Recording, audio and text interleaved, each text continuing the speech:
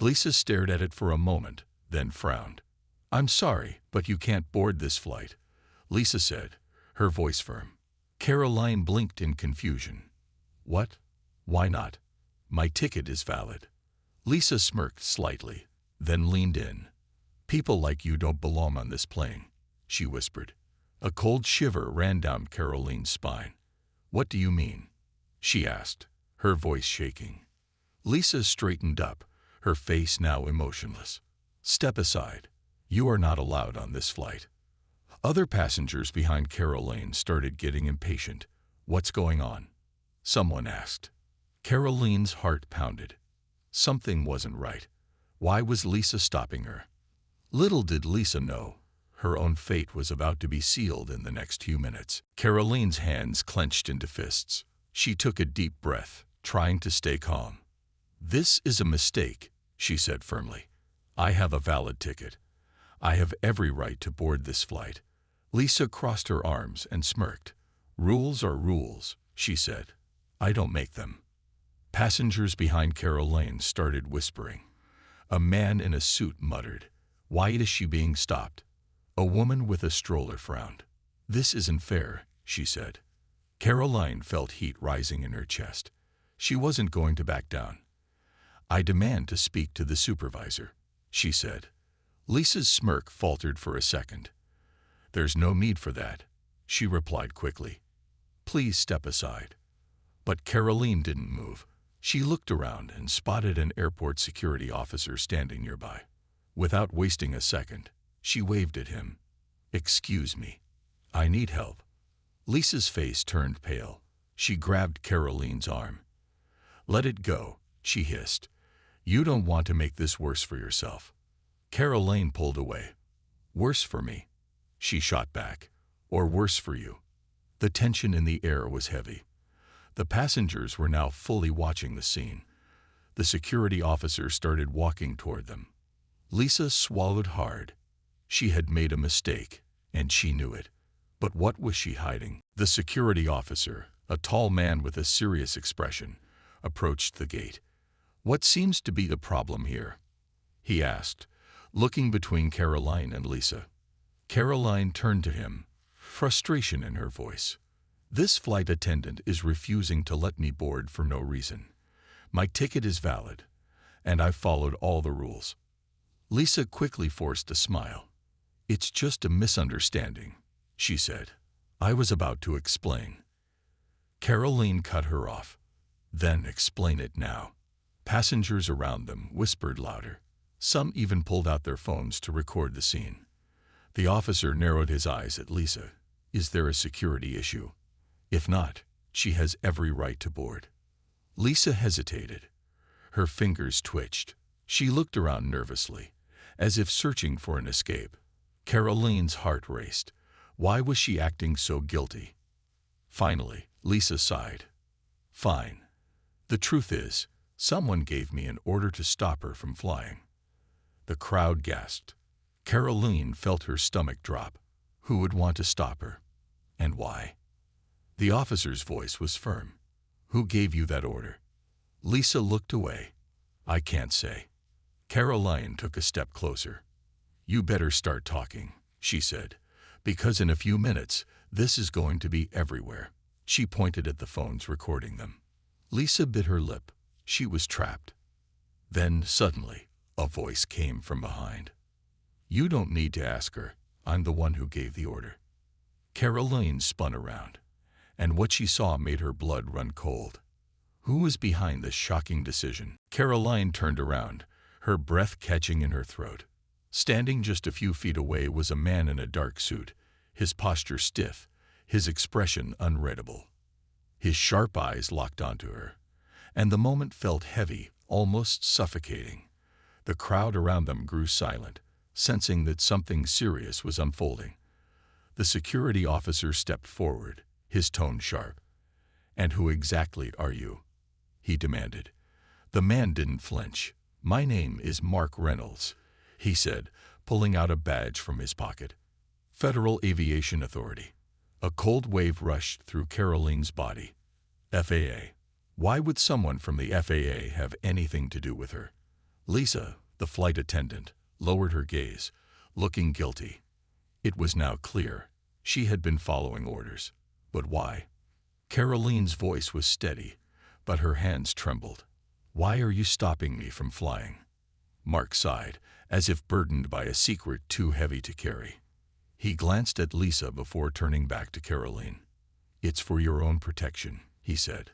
The words hung in the air, confusing everyone, including Karoline. Protection, she repeated, her voice rising. From what? I have a right to know. Mark hesitated, his jaw tightening. Then, after a long pause, he said, because someone on this flight doesn't want you to reach your destination alive. A collective gasp rippled through the crowd. The officer straightened, now fully alert. Lisa's face turned pale, realizing the gravity of the situation. Karoline's heart pounded so loudly she could hear it in her ears. Was she in danger? And if so, from who? Before she could process it, Mark leaned in and whispered something that sent chills down her spine. They're watching us right now. Karoline felt a chill rush down her spine as she scanned the airport terminal, her eyes darting from face to face. Who was they? Who was watching? Her breathing quickened as paranoia crept in, but she forced herself to stay calm. You need to tell me everything, she demanded, her voice firm despite the panic rising in her chest. Mark Reynolds glanced at the crowd around them, aware of the growing attention. He grabbed her arm gently but urgently. Not here, he muttered. We need to move. Karoline resisted for a second, torn between fear and the burning need for answers. Lisa, the flight attendant, looked like she regretted ever getting involved. The security officer, now fully alert, spoke up. If there's a threat, we need to secure this area, he said, his hand moving to the radio on his belt. Mark shook his head quickly. No, making a scene will only make things worse. If they realize we're onto them, they'll act faster. Karoline swallowed hard. Who are they? She whispered. Mark's jaw tightened before he finally answered. People who don't want you to reach Washington. Karoline's stomach turned. Washington, her destination. She was supposed to attend a high-profile meeting, one that could change the course of her career. But now, it was clear, it wasn't just about her job. Someone wanted to stop her at any cost. Her hands trembled as she tried to piece everything together. Who could possibly want her gone? And why? Before she could ask more, Mark's phone buzzed in his pocket. He pulled it out, checked the screen, and his face darkened. They know we're talking, he muttered under his breath. Without warning, he grabbed Karoline's wrist. We need to go. Now. Karoline barely had time to react before he started pulling her toward a side exit. The crowd murmured in confusion as the sudden movement drew attention. Lisa, still standing at the gate, looked completely stunned. The security officer hesitated, unsure whether to intervene. But just as they reached the exit door, a loud voice echoed over the airport intercom. Attention, all passengers. Due to an emergency situation, Flight 372 to Washington is now canceled. Please remain in your current locations until further notice. Karoline froze, her pulse skyrocketing. They were shutting everything down. Whoever they were making their move. Karoline's heart pounded like a drum in her chest as the airport intercom announcement echoed above her. She turned to Mark, her eyes wide with panic. They canceled the flight. They're doing this to trap me, aren't they? Mark didn't answer immediately. His sharp gaze scanned the terminal, searching for any sign of danger. We have to keep moving, he said, his voice low but urgent. He gripped her wrist tighter and pulled her toward a restricted hallway near the security checkpoint. Karoline barely had time to process what was happening. Just minutes ago, she had been an ordinary passenger trying to board her flight. Now she was being dragged through an airport like a fugitive, with no idea who was after her or why. Where are we going? She whispered, trying to keep up with Mark's fast pace. Somewhere safe, he muttered. But before they could reach the hallway, Karoline suddenly spotted something that made her blood run cold, a man in a gray hoodie standing near the check-in counters. He wasn't looking at his phone, nor did he seem like a regular passenger. His eyes were locked onto her. The moment their gazes met, the man reached up to his ear, as if listening to someone through an earpiece. Then, without hesitation, he started walking toward them. Karoline's breath caught in her throat. "Mark," she whispered, tugging at his arm. He followed her gaze and immediately understood. "Damn it," he muttered. "They sent someone." Without another word, Mark yanked her toward a service door. He pulled out a keycard, swiped it across the lock, and the door clicked open. "Get inside," he ordered. Karoline didn't hesitate.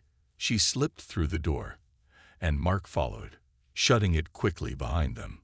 The hallway was dimly lit and narrow, filled with cleaning supplies and maintenance equipment. It smelled of industrial cleaner and dust. Karoline pressed her back against the cold metal wall, her breathing shaky. "Who was that guy?" she asked in a hushed voice. Mark exhaled slowly.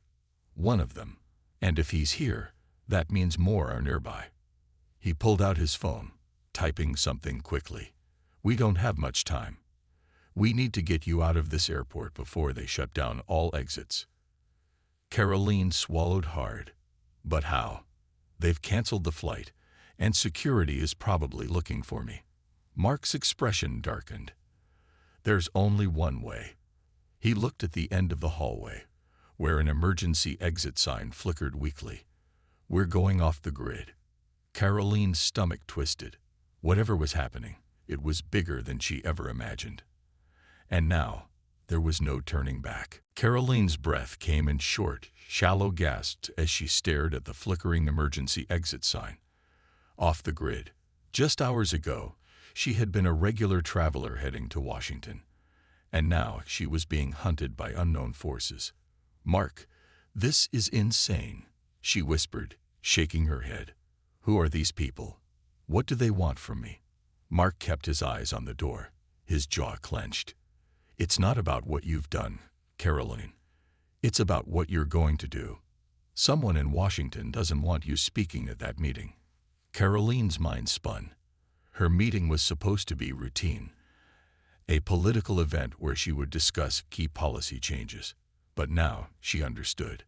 This wasn't about politics. This was about power. Before she could ask more, a loud bang echoed from the other side of the door they had just entered through. Someone was trying to get in. Mark cursed under his breath and grabbed Karoline's hand. "We don't have time. We're leaving. Now." He yanked open the emergency exit, and the cold night air rushed in. They stepped onto a metal staircase leading down to the airport's back lot, where service vehicles were parked. Mark's grip on her arm tightened. "Stay low and move fast." Karoline nodded, her pulse hammering in her ears. The two of them rushed down the steps, their footsteps muffled by the sound of distant airport traffic. Just as they reached the ground, Karoline heard the emergency door slam open above them. She looked up, and there he was, the man in the gray hoodie, standing at the top of the stairs, staring directly at her. Then he reached inside his jacket. "Run," Mark shouted. He grabbed Karoline and sprinted toward a black SUV parked near the fence. The engine was already running. Someone was waiting for them. As they ran, Karoline heard a sharp crack. Gunfire. A bullet ricocheted off the metal staircase behind them. Her lungs burned as she pushed herself forward, her legs aching with every step.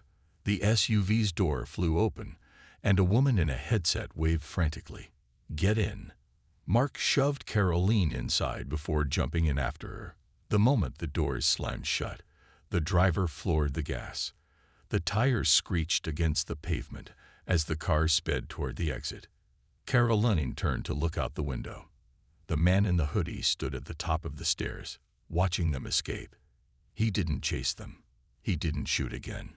Instead, he pulled out his phone and made a call. Karoline shivered. This wasn't over. As the SUV disappeared into the city lights, she realized one chilling truth. Whoever was behind this wasn't just trying to stop her. They were just getting started. The end for now.